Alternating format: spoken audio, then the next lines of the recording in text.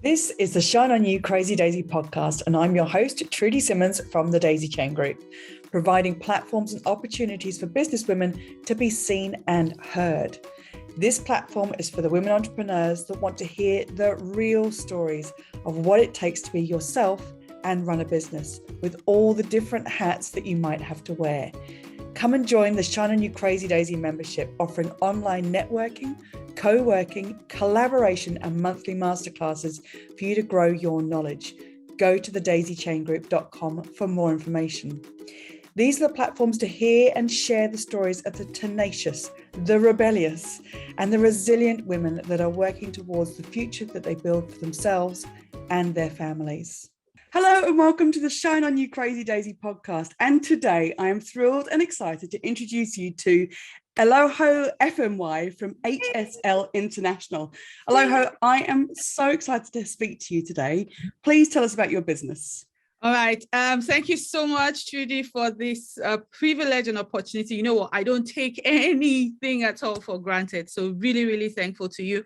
Well, HSL International is a consultancy and agency that helps entrepreneurs, small businesses, women of faith to create visibility for their brands and their business using social media. So that's what we do. Mm-hmm. You know, big. You know. I like it. Yeah. What's wonderful about all of that with being visible is you describe yourself in the chapter as being an approval addict. Ooh, How did that look and feel to you? Because I think we can all relate to that. Yeah.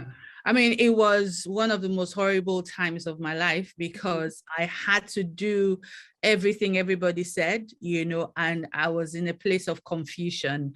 And it's like on the outside, I looked like this strong personality, you know, beautiful, tall woman, but deep down inside, I was just begging for attention, you know, and that affected everything I did. So even to what I wore. So if someone didn't like, oh, that color doesn't look good at you, oh my goodness, I go into a mood and I'm unhappy and I can't really progress forward with anything I was doing that day. So being an approval addict really held me back from living to my full potential. It held me back from, you know, being my authentic self because I felt that I had to fit into everybody's expectations of me and I wanted them to like me desperately. Yeah, so that's how it affected me. Yeah, it is incredible when you start talking about these things because the way that you talk about it in the chapter, people are going to read that and say, crikey, that's me, and I need to shake it off. Yeah. And what was wonderful is the fact that you are not everyone's cup of tea, and that felt quite freeing. Yes. That felt quite freeing in the way that you wrote about it. But what does that give you in business to realize that? All right. So for me, what then happened was I now realized that there are people who would not buy from me. There are people who will not do business with me, but that's okay because I've not been sent to them. You know, I have a tribe that I've been sent to. So, I mean, what that then gave me was I started to wake up in the morning feeling fulfilled, like, wow, I've got purpose. There's some women out there who are counting on me to show up for them, and I'm going to show up for them. For the ones that don't, yeah, you can just mute me or unfollow me or something. So yeah, that's what then happened. Waking up with purpose, knowing that, you know, I'm no longer this invisible gem, that there's someone who's dependent on me to show up. Yeah. Ties in beautifully with what does visibility actually mean to you?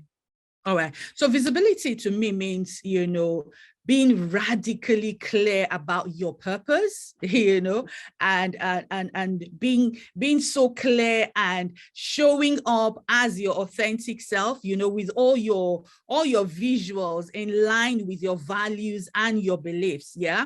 It also means having a unique positioning so that when you show up, they know, oh, that's Eloho. I know her values, I know her beliefs, I know her color as well.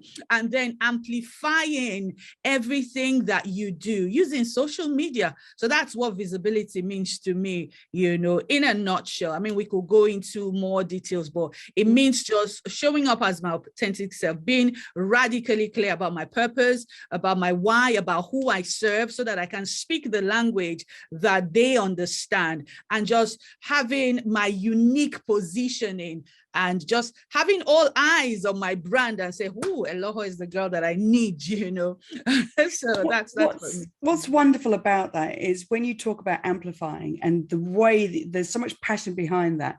But if you had have been amplifying when you were being the approval addict, the way that you're amplifying your message to whoever you're speaking to isn't authentically you. No, the process that you go through is so important. Yeah, exactly. And that's what happened to me, because I just was in that spot where I'm confused. I don't know what to do. I don't know what to say to offend people. I don't want to annoy people by promoting myself.